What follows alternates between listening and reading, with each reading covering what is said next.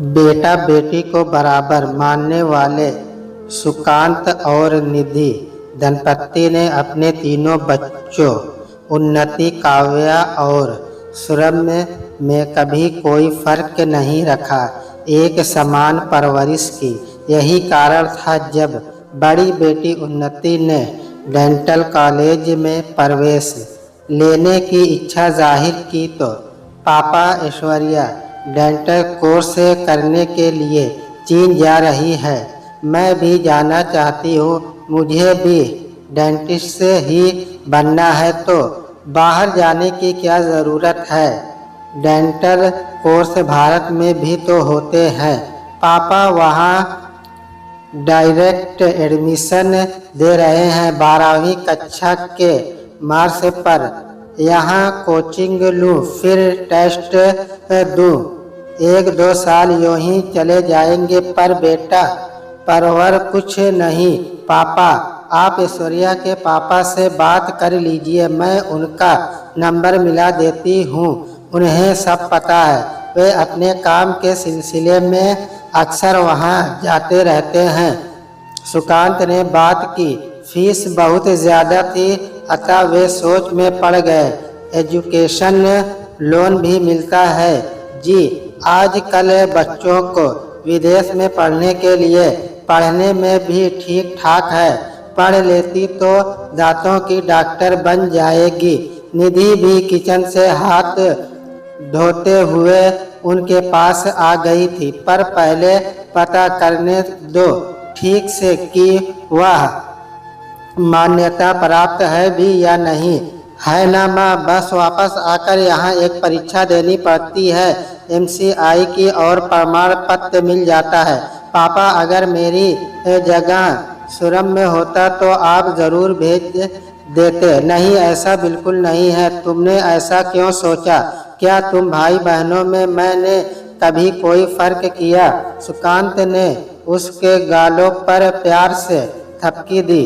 Bank के career ही तो थे सुकांत। निधि स्कूल में टीचर थी, दोनों के वेतन से घर बस ठीक ठाक चल रहा था, कुछ ज़्यादा जमा नहीं कर सके थे दोनों।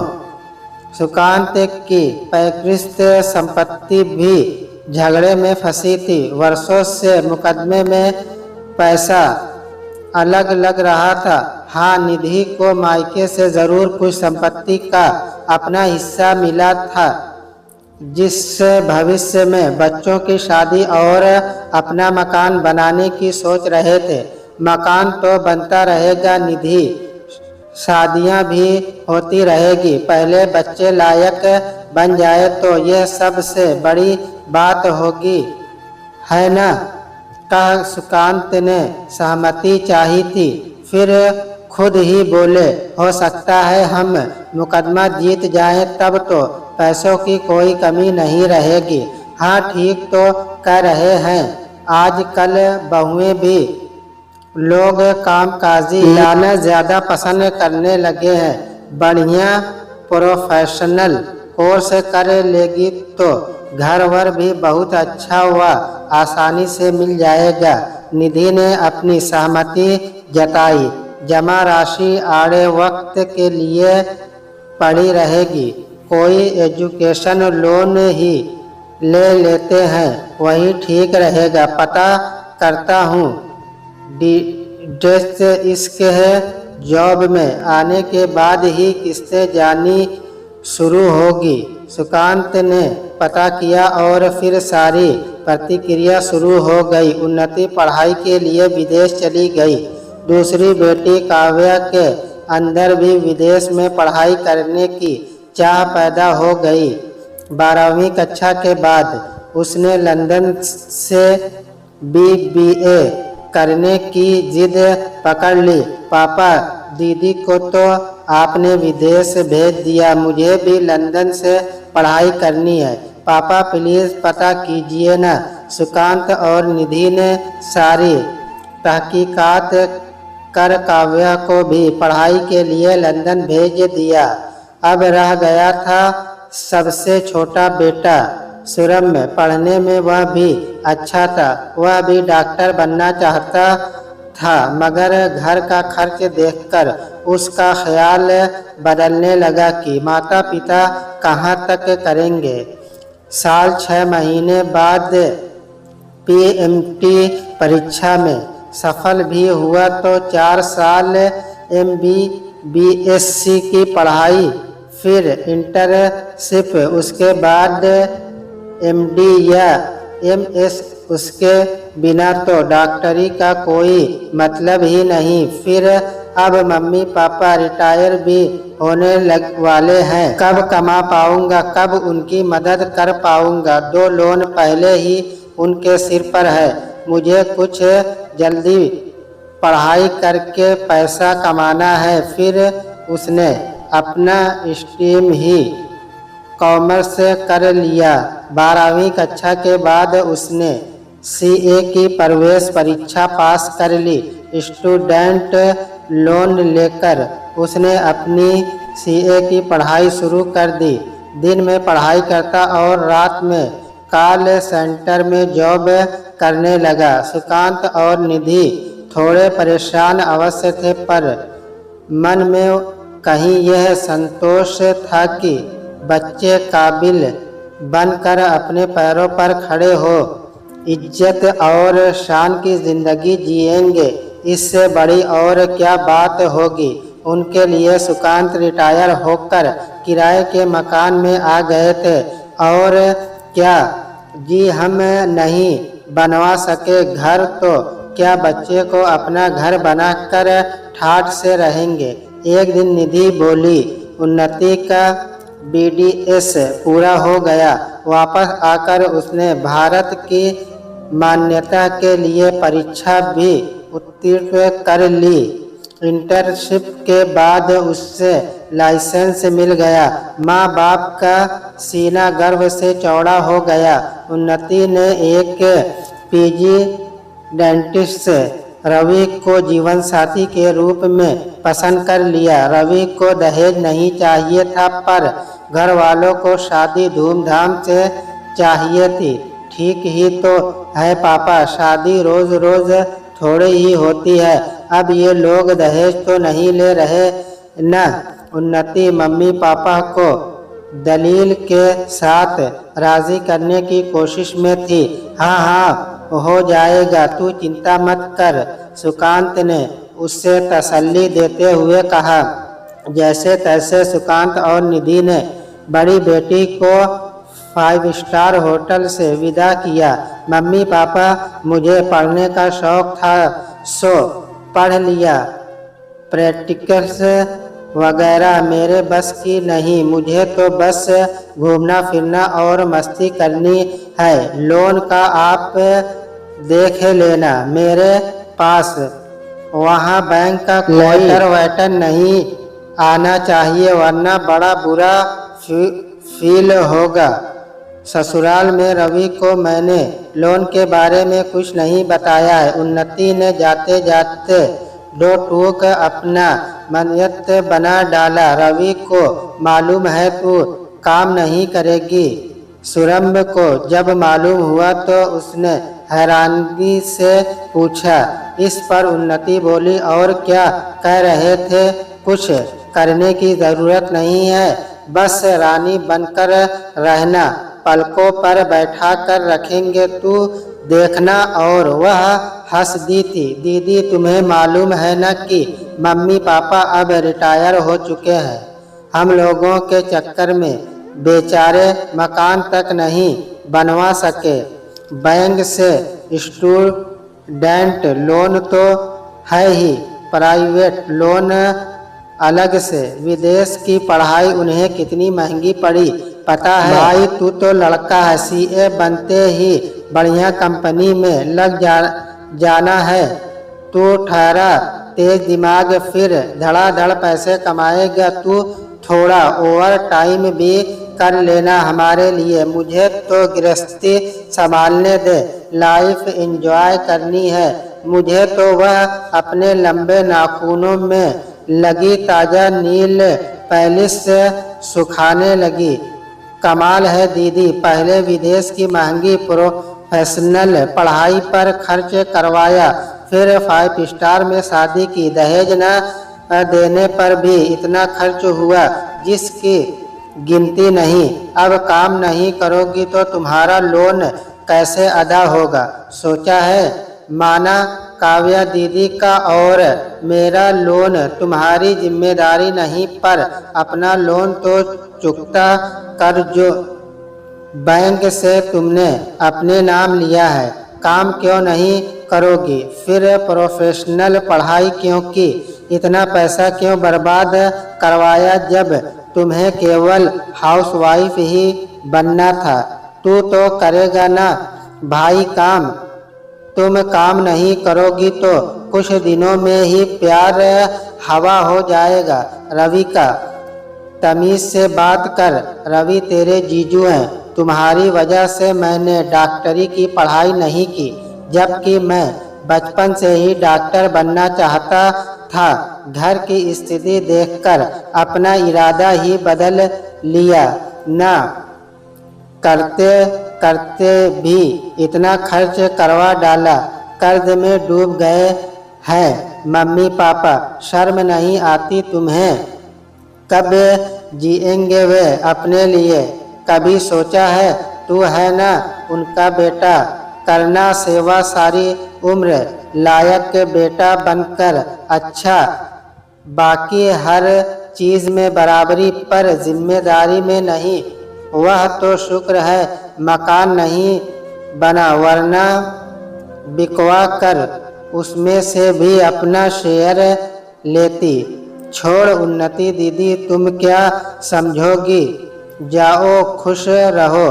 सुरम्य बाकी का सारा उफान पी गया। उधर काव्या ने भी लंदन में कमाल कर दिया।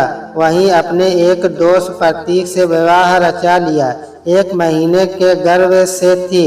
पढ़ाई अधूरी छोड़कर भारत लौट आई। ससुराल वालों ने उसे स्वीकारा नहीं। वे टक्कर रीति रिवाजों वाले दक्षिण भारतीय मूल के थे। बड़ी जद्दोजहद के बाद राजी हुए, पर घर में फिर भी नहीं रखा। लिहाजा प्रतीक और वह घर से अलग रहने पर मजबूर हो गए। दोनों में से किसी के कभी जॉब में न होने की वजह से सारा खर्च सुकांत और निधि के कंधे पर ही आ गया। काव्या ने तो पढ़ाई छोड़ दी थी, पर प्रतीक ने अपना MBA पूरा कर लिया। बाद में उसे जॉब भी मिल गई। उधर उन्नति की ससुराल की असलियत सामने आने लगी। आए दिन सास तकाजा करती, ताने देती, बहू तुम्हारी हर महीने की इनकम कहाँ है? हमने रवि को तुमसे शादी की इजाज़त इसलिए दी थी कि दोनों मिलकर घर परिवार का सर बढ़ाने में मदद करोगे। वैसे ही लंबा चौड़ा परिवार है हमारा। बहू तुमसे न घर का काम संभाला जाता है न बाहर का। देखती हूँ रवि भी कितने दिन तुम्हारी आरती उतारता है। भन्नाई हुई सास रेवती महीने बाद ही अपने असली रूप में आ गई थी। रवि जब अपने दोस्तों की प्रोफेशनल वर्किंग पत्नियों को देखता तो उन्नति को लेकर अपमानित सा महसूस करता। रोज रोज दोस्तों की महंगी पार्टियों से उसे हाथ खींचना पड़ता। उन्नति को न ढंग का कुछ पकाना आता, न कुछ सलीके से करने सीखने में ही दिलचस्पी लेती। सजने संवरने में वक्त बर्बाद करती। फिर वही हुआ जो सौम्या ने कहा था। खर्चे से रवि परेशान था, क्योंकि अपनी बहनों की ससुराल और रिश्तेदारी निभाने के लिए वही एक जरिया था। उस पर छोटे भाई आकाश की पढ़ाई भी उसके सिर थी। बहने की ससुराल वालों ने उसकी पुश्तैनी प्रॉपर्टी बिकवा कर उसमें से हिस्सा लेने के बाद भी मुंह बंद नहीं किया। आए दिन फरमाइशें होती रहती। जिनसे घर के सभी सदस्य चिड़े चिड़े से रहते। तब उन्नति को समझ आया कि बहनों की शादी के बाद प्रॉपर्टी और पैसों में ही नहीं, घर की जिम्मेदारियों में भी अपनी कुछ हिस्सेदारी समझनी चाहिए। उन्नति को मम्मी पापा और सुरम्भ की बहुत याद आई। आंखें सहज हो उठी कि कितनी मुश्किल हुई होगी उन्हें। इतने कम पैसों में वे कैसे घर चलाते थे, हमारी ज़रूरतें शौक पूरे करते। वे अपना तो उनसे सब कुछ करवा लिया हमने, पर उनकी ज़रूरतों को कभी न समझा। सिर्फ नाम के लिए महंगी पढ़ाई कर ली, अपनी मस्ती और स्वार्थ के चलते न काम किया, न अपना लोन ही चुकाया। वह आत्म गलानी से भर उठी। सप्ताह उपरांत उन्नति ने रवि की मदद से एक प्राइवेट रेंटल हॉस्पिटल में काम करना शुरू कर दिया। रवि से उसने साफ कह दिया, जानती हूँ कि और कुछ तो मम्मी पापा लेंगे नहीं, पर कम से कम अपना एजुकेशन लोन जो मैंने लिया था उसे अवश्य चुकाना चाहूँगी। तुम्हें कोई एतराज़ तो नहीं? रवि ने प्यार से उसके कंधे पर हाथ रख मन ही मन सोचा कि काश उसकी बहनें भी ऐसा सोच पाती। कुछ सालों बाद काव्या के ससुराल वालों ने उसे अपना लिया। उधर प्रतीक को बड़ी प्रमोशन मिली। उसने यूएस के क्लाइंट से अपनी कंपनी को बड़ा फायदा पहुंचाया था। वह एक झटके में ऊंचे ओहदे पर पहुंच गया। काव्या को ऐशो आराम की सारी सुविधाएं मिलने लगी तो उसे रह रह कर मम्मी पापा और घर की परिस्थितियों से जूझते भाई की तकलीफ ध्यान आने लगी कि उसने कैसे कैसे उनका साथ दिया। हम बहनें तो निकम्मी निकली। उसका मन पश्चाताप से भर उठा।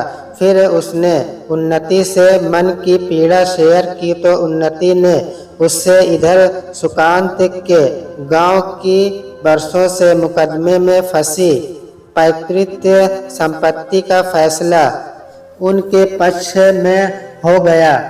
करीब 50 लाख उनकी झोली में आ गए। शुक्र है निधि, जो फैसला हमारे पक्ष में हो गया। देर आए दुरुस्त आए। मैंने सुरम्भ को ऑफिस में ही फ़ोन कर बता दिया, आता ही होगा। उन्नति और काव्या को भी खुशखबरी दे दो। उन्हें संडे को आने को कहना। सुकान के स्वरों में खुशी और उत्साह छलक रहा था।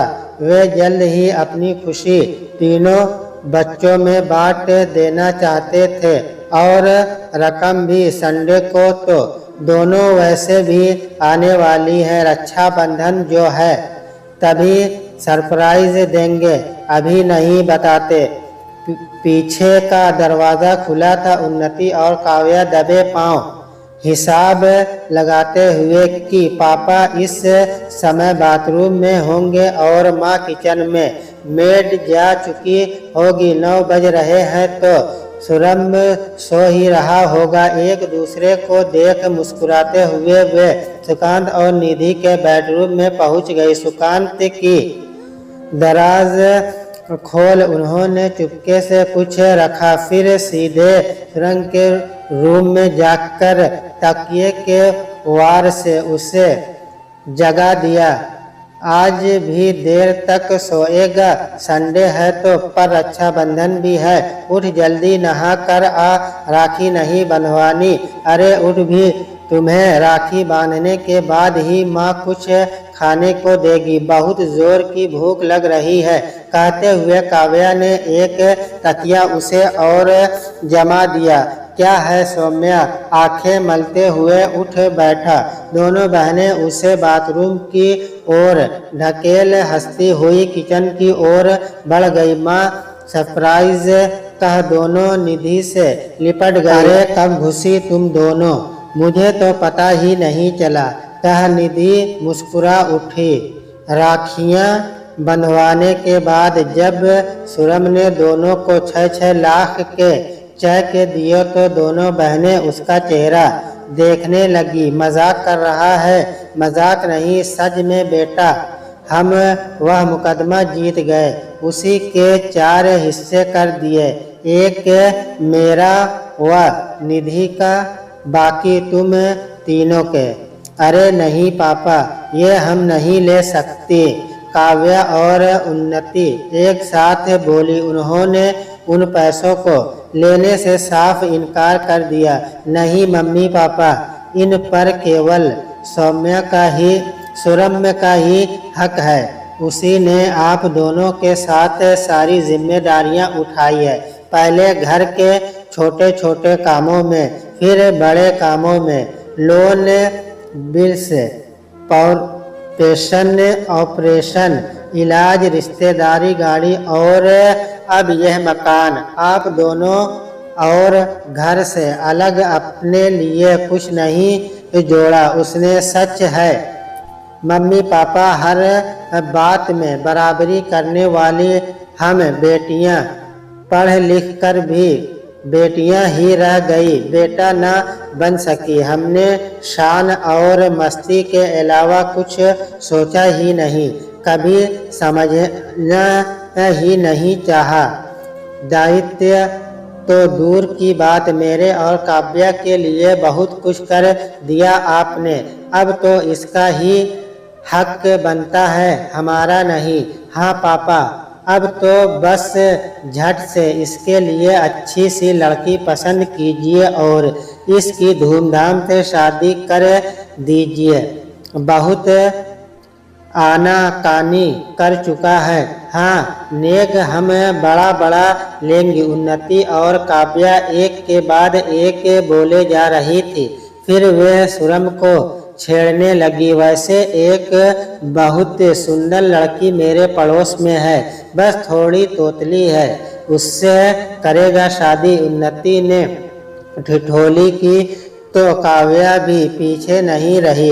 अरे मेरी ननद की देवरानी की छोटी बहन दूध जैसी गोरी चिट्ठी है, बस थोड़ी महंगी है, पर उसके बड़े फायदे रहेंगे। एक नज़र किचन में तो दूसरी से वह तुझे निहारेगी। काव्या और उन्नति दोनों अगले ही दिन चली गई। घर सूना हो गया। निधि, ये मेरी दराज में लिफाफे कैसे रखे हैं, कह उन्होंने एक खोला तो पत्र में लिखावट उन्नति की थी। लिफाफे में हजार के नोट रखे थे। वह अचरज से पढ़ने लगे, मम्मी पापा, यह है मेरी पहली कमाई का छोटा सा अंश है आप दोनों के चरणों में, आप इसे मना मत करिएगा। आप दोनों ने मुझे इस काबिल बनाया, मैं कमा कर कम से कम अपना लोन तो खुद उतार सकती थी, पर मैं तो अपने में ही मस्त थी। मैं इतनी स्वार्थी कैसे बन गई, न कभी आप लोगों के लिए सोचा, न सुरम के लिए। छोटा था पर हर बात में उससे बराबरी करते हुए उससे घर के कामों में भी फायदा उठाया और अपने बाहर के काम भी उसी से करवाए कि वह लड़का है। सब कुछ उसी पर डालकर हम बहनें मज़े लेती रही। सॉरी मम्मी पापा, मैं फिर जल्द आऊँगी।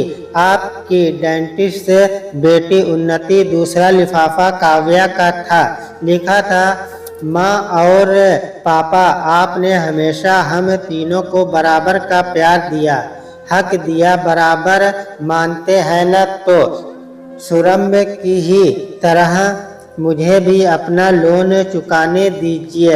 आप दोनों मना नहीं करेंगे। सामने से देती तो आप बिल्कुल न लेते, पर सोचिए तो पापा, अगर बेटे बेटी में कोई फर्क नहीं मानते तो आपको इसे लेना ही पड़ेगा। प्रतीक की भी यही इच्छा है। पता नहीं बेटियों का बेटों की तरह माँ बाप पर तो हक है, पर माँ बाप को बेटों की तरह बेटियों पर हक कभी भी समाज में क्यों मान्य नहीं हो पा रहा। प्रतीक ऐसा ही सोचता है। आपने अपनी परेशानियों को एक ओर करके हमारे सपने, हमारी ज़रूरतें पूरी की है। हमारा आप पर हक है, ठीक है, पर हमारा फ़र्ज़ भी तो है कुछ जिसे मैं पहले कभी नहीं समझ पाई। आप दोनों की लाडली बेटी काव्या। पत्र के पीछे लोन का अमाउंट का चेक संलग्न था। बेटियों की चिट्ठियां पढ़ रहे सुकांत और उनके पास से खड़ी निधि की आंखें सहज हो उठी थी और सीना गर्व से भर उठा। हमें इन्हें वापस करना होगा। निधि कितने समझदार बन गए हैं बच्चे। उन्होंने हमारे लिए इतना सोचा, यही बहुत है। अब हमें वैसे भी पैसे की कोई ज़रूरत नहीं रही। निधि ने आंचल से आँखों के कोनों को पोंछ मुस्कुराते हुए अपनी सहमति में सिर हिला दिया।